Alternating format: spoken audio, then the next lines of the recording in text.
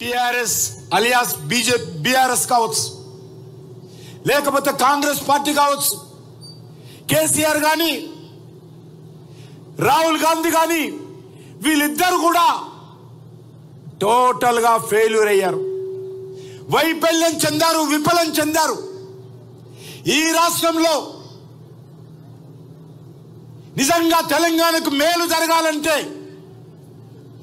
తెలంగాణకు సంబంధించినటువంటి 4 కోట్ల మంది ప్రజల ఆకాంక్షలు నెరవేరాలంటే, తెలంగాణ కోసం బలిదానమైనటువంటి 1200 మంది అమరవీరుల ఆత్మలకు శాంతి చేరాలంటే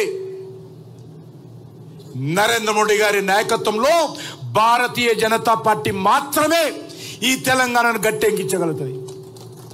కష్టాల్లో ఉన్నటువంటి, ఇబ్బందుల్లో ఉన్నటువంటి, అప్పుల్లో ఉన్నటువంటి, సంక్షేమ కార్యక్రమం అమలు చేయనటువంటి ఈ యొక్క తెలంగాణ రాష్ట్రంలో ఒక భారతీయ జనతా పార్టీ మాత్రమే ఈరోజు చేయగలిగే సత్తా ఉంది, చేయగలుగుతామనే విశ్వాసం ఉందనే విషయాన్ని మనం చేస్తున్నాను.